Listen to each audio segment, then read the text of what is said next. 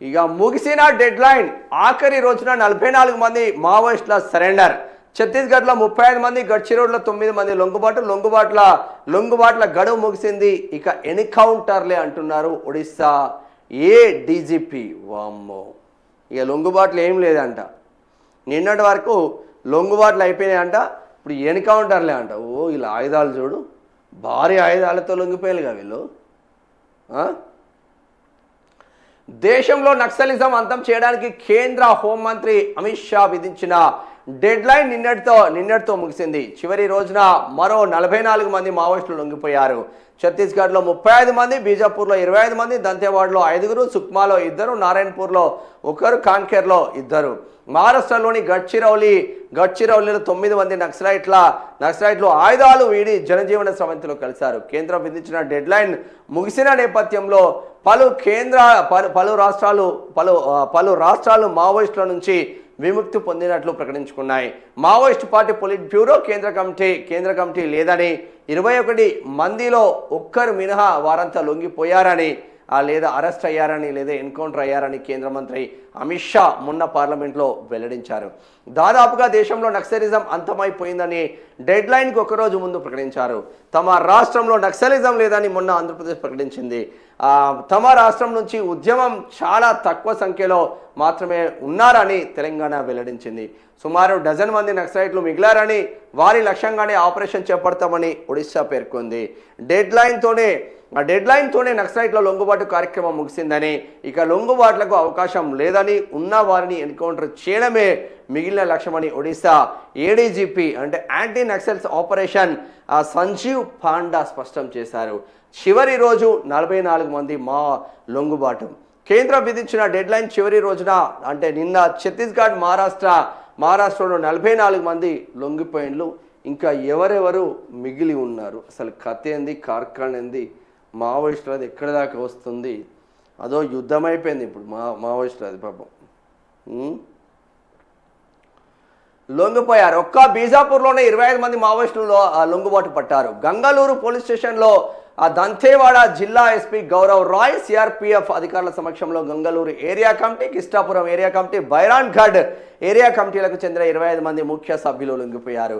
పశ్చిమ బస్తర్ డివిజన్కు చెందిన Soma కర్తి, లక్ష్మ OM, Saritha podium, జోగి కల్ము, మోతి ఓయంలు దంతేవాడలో లొంగిపోయారు. వీరందరిపై 9 లక్షల రివార్డు ఉన్నది. 8 లక్షల చొప్పున రివార్డులున్న 2 మావోయిస్టులు సుక్మాలో అరెస్ట్ అయ్యారు. నారాయణపూర్లో ఎస్పీ రవిన్సన్ ఘురియా సమక్షంలో 1 లక్ష రివార్డు ఉన్న బిజ్ను మాండవి నారాయణపూర్లో లొంగిపోయారు. కాంకేర్ జిల్లాలో 2 సరెండర్ అయ్యారు. కాగా మహారాష్ట్రలో గడ్చిరౌలీలో 9 మంది మావోయిస్టులు గడ్చిరౌలి పోలీసులు, సిఆర్పిఎఫ్ అధికారుల సమక్షంలో లొంగిపోయారు. ఇందులో 3 సీనియర్ నేతలు, ఏరియా కమిటీ సభ్యులు. ఈ లొంగుబాట్లలో భారీగా ఆయుధాలను నక్సలైట్లు సరెండర్ చేశారు. 6 దశాబ్దాల ఉద్యమం. ఎవరు?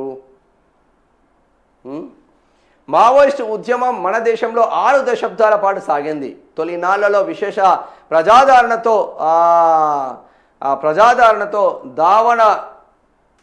ప్రజాదరణతో విస్తారంగా వ్యాపించింది.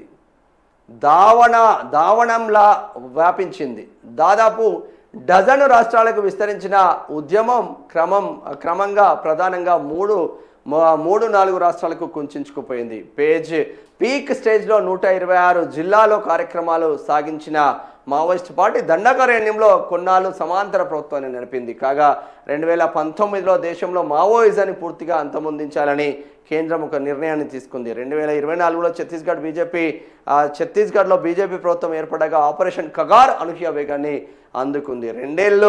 రెండేళ్లు ముందుగానే కేంద్ర హోంశాఖ అమిత్ షా డెడ్ లైన్ పెట్టారు. మార్చి 31, 2026 విధించారు. 2023లో ఆపరేషన్ కగార్ మొదలుపెట్టాక మావోయిస్ట్ పార్టీకి దెబ్బ మీద దెబ్బ తగులుతూ వచ్చింది.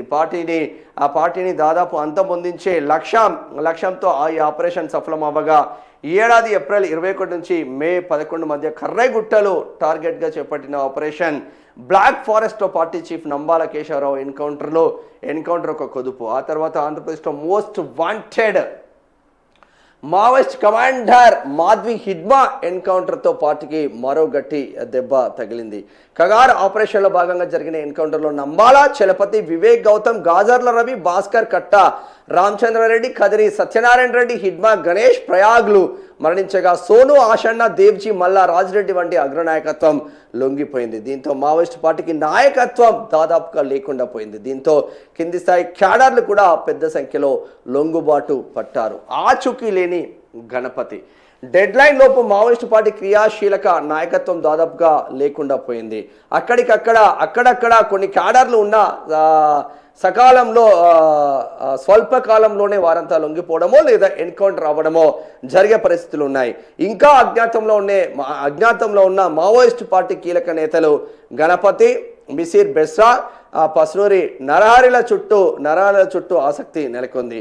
మావోయిస్టు పార్టీ మాజీ చీఫ్ గణపతి ఆ అడవిలో లేడని, పట్టణ ప్రాంతంలోనే ఉండి ఉంటాడని తెలంగాణ పోలీసులు పేర్కొంటున్నారు. కాగా అజ్ఞాతంలో ఉన్న మావోయిస్టు అగ్రనేతలు ఆయుధాలు వీడి గౌరవప్రదమైన జీవనాన్ని ఎంచుకోవాలని తెలంగాణ డీజీపీ శివధర్ రెడ్డి నిన్న సోషల్ మీడియాలో పోస్టు పెట్టిండ్లు.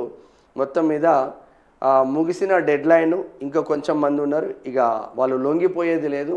వాళ్ళు డైరెక్ట్గా ఎన్కౌంటర్ చేయడమే అన్న ఇంకొక కోణం వినిపిస్తూ ఉంది. ఇక ఇప్పుడు వీళ్ళు లొంగిపోయిన వాళ్ళు ఇప్పటికీ జనజీవన స్రవంతిలో గెలిచినట్టు, మిగతా వాళ్ళు ఉంటే మావోయిస్ట్ పార్టీలో ఉండాలి, లేదంటే ఎన్కౌంటర్ అవ్వాలి. ఇక వేరే ఆప్షన్ లేదు అని చెప్తా ఉంది కేంద్రం. మరి కేంద్రం ఆప్షన్ లేదు చెప్తున్నా కూడా తెలంగాణలో, కర్ణాటకలో మరి ఇక్కడ కాంగ్రెస్ గవర్నమెంట్ ఉంది కాబట్టి వీళ్ళు ఆప్షన్ అయితే కల్పించే ఆస్కారం మాత్రం ఉంటుంది. చూద్దాం. ఇంకా 44 మంది లాస్ట్ రోజు లొంగిపోయి ఇంకా చాలామంది కూడా ఉన్న నేపథ్యం మాత్రం ఉంది.